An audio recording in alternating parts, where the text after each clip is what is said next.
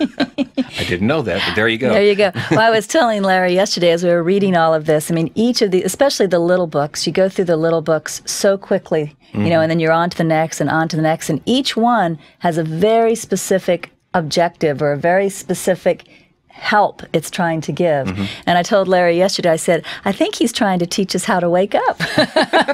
Oh, yeah, I do remember that. And so all that stuff that we need to know, you know, really is in NTI. You know, it's in other places too, but it's all right here. It tells us how to do all of that if we just pay attention and practice. In fact, I'm reminded now of what Tom Whitmore, who is the publisher of the original edition, I'm reminded of what he wrote. He said, this is his endorsement of NTI.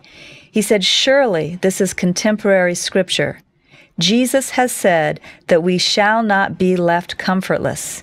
And now the Comforter has brought us a companion to A Course in Miracles. NTI is certain to emerge as one of the great spiritual works of the modern era. This is the part I wanted to read. There is great practical wisdom in NTI, and it really is. It's very practical in how to wake up. There is great practical wisdom in NTI, which sets our feet on the path of awakening if we but follow its teaching, right? If we but follow its teaching, and that's the trick. Well, the other thing that I learned from NTI, which I knew, of course, everything that's NTI and everything in A Course in Miracles and everything, Yes. we already know, but we have blocked out. And so in reading NTI, what I'm finding is that I'm remembering things.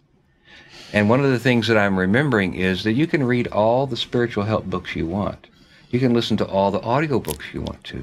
You can watch all the television and video you want to. You can do anything, you can, whatever. But if you don't practice the concepts that are being presented, then you stay where you are, which is, there's nothing wrong with it, but if you want happiness, Right. you're going to need to practice letting go and accepting and forgiving and releasing the action of judgment. You're going to need to release that, because that is the path to happiness, the release of judgment.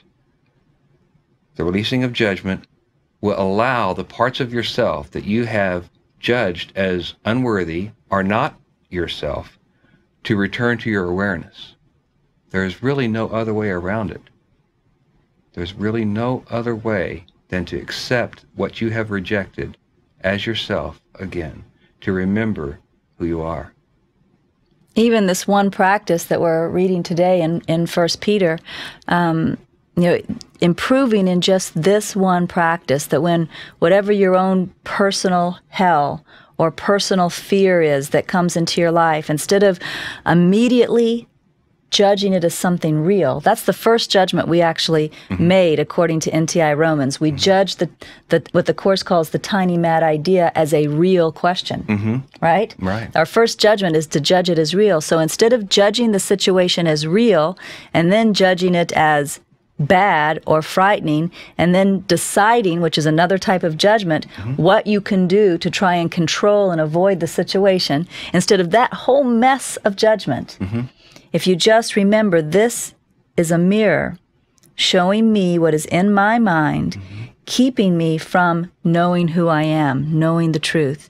And what I want to do is I want to use this to be healed of what the Course would call this obstacle to love's presence.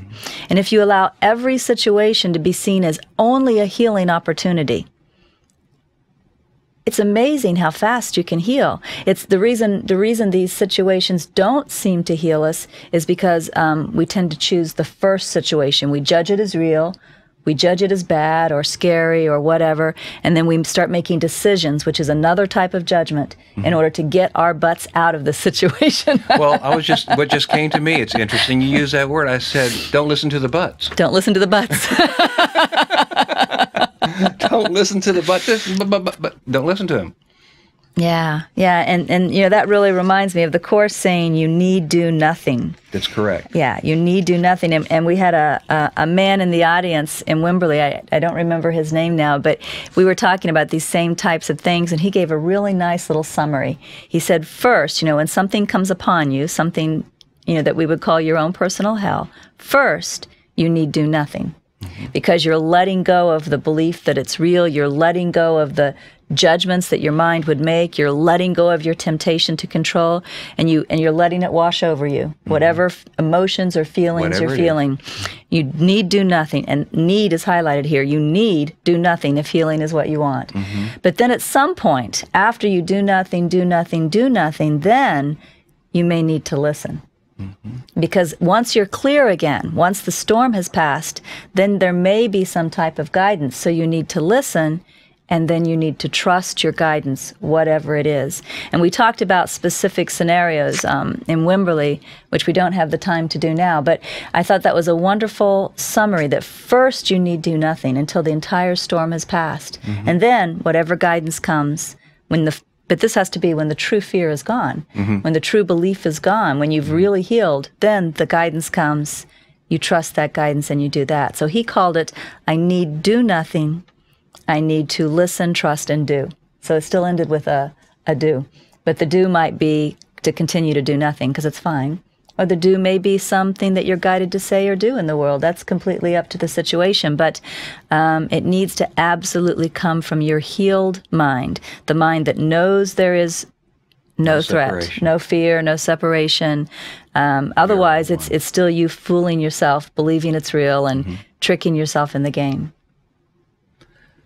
I think we are out of time. Okay. Bye, everyone.